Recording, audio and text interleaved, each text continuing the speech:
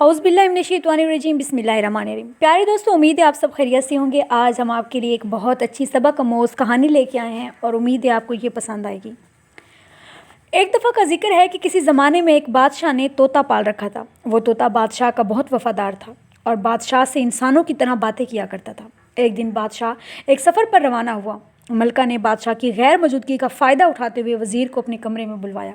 जब वज़ीर कमरे में दाखिल हुआ तो मलका ने कहा कि मैं बहुत अरसे से तुम्हारा इंतज़ार कर रही थी कि तुमसे अपने दिल की बात कहूँ।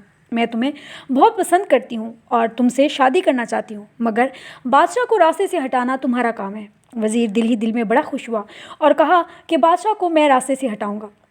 बादशाह का तोता ये सब बातें सुन रहा था। जब बादशाह वापस आया तो तोते ने सब कुछ बादशाह को बता दिया। बादशाह को मज़ीद गुस्सा आया और सीधा मलका के पास आया और कहा, सच सच बताओ वरना अभी तुम्हें ज़मीन में दफन कर दूंगा। मलका ने कहा, आपका तोता झूठ बोल रहा है। बादशाह ने कहा, ये तोता मेरा मोहसिन है, मैं हामून बादशाह की तरह एहसान फरामोश नहीं हूँ। मलका ने कहा, हामून बादशाह कौन है? बादशाह ने कहा, हामून बादशाह को एक जिल्द की अजीब सी बीमारी लग गई थी।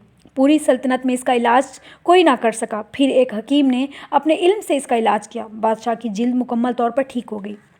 बादशाह ने हकीम को बहुत इनामात से नवाजा तो वज़ीर हकीम से हसद करने लगा और कहा कि बेशक हकीम ने आपका इलाज किया है, मगर ये वक्ती तौर पर आर्जी इलाज है और हकीम एक जासूस है जो हमारे मुल्क में जासूसी करने आया है। बादशाह ने फ़ौरन हकीम का सर कलम करने का हुक्म दिया। हकीम ने कहा, अगर आपने मुझे मारने की ठान ही ली है तो मेरी आखिरी ख्वाहिश ही पूरी कर दे। बादशाह ने कहा, कौन सी आखिरी ख्वाहिश? हकीम ने कहा, मुझे मारने के बाद मेरी खोपड़ी को अपने सामने रख लेना और मेरी किताब का सफ़ा 120 पढ़ना। हकीम की आखिरी ख्वाहिश पूरी की गई और बादशाह ने इसकी खोपड़ी अपने सामने रख कर हकीम की किताब का सफ़ा 120 पढ़ने लगा, मगर वो सफ़ा चिपटा हुआ था। हामून बादशाह ने अपनी लाप दहन से सफ़ा खोलने की कोशिश की।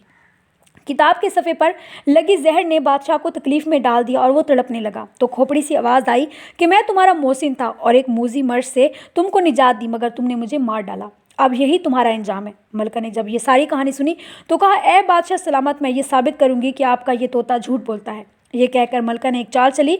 इसने अपनी एक कनीज़ को कहा कि आज सारी रात तुम तोते के ऊपर थोड़ा थोड़ा पानी डालती रहना, और दूसरी कनीज़ ने कहा कि तुम सारी रात तोते के नीचे बैठकर चक्की चलाती रहना।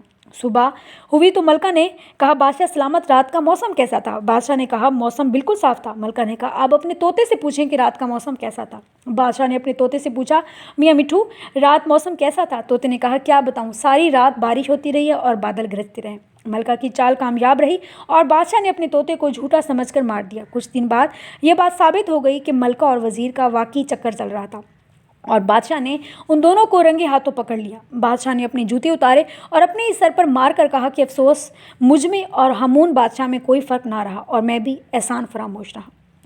एक इंसान होने के नाते हमें सोचना चाहिए कि अल्लाह ताला की हम पर बहुत एहसानात हैं जिनका शुमार करना भी नामुमकिन है। क्या हम भी एहसान फरामोश तो नहीं?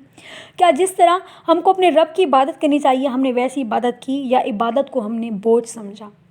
तो प्यारे दोस्तों, उम्मीद है हमारी आज की ये सबक आमोज़ कहानी, जिसका उन्वान था कि इंसान को कभी भी एहसान फरामोश नहीं होना चाहिए। आप किसी भी हालत में हों, चाहे वो लोग हों या चाहे वो आपकी खुदा की ज़ात हो, हमेशा हर वक्त उनका शुक्र करते रहना चाहिए, ख़ासतौर पर तब जब पर आप पर बेशुमार एहसानात किए जा रहे हों। तो हमारी इस अच्छी सी कहानी के साथ आपसे दुआओं की दरख्वास्त है और कहानी आपको यकीनन पसंद आई होगी। इसको लाइक और शेयर करना मत भूलिएगा। फर्स्ट टाइम चैनल पर आ रही हैं तो इसको सब्सक्राइब करते जाएं और साथ में बेल आइकन प्रेस कर दें ताकि हमारी मज़ेदार कहानियाँ जब भी आएँ आपको इसका नोटिफिकेशन मिलता रहे। इजाज़त चाहूँगी। अल्लाह हाफिज़।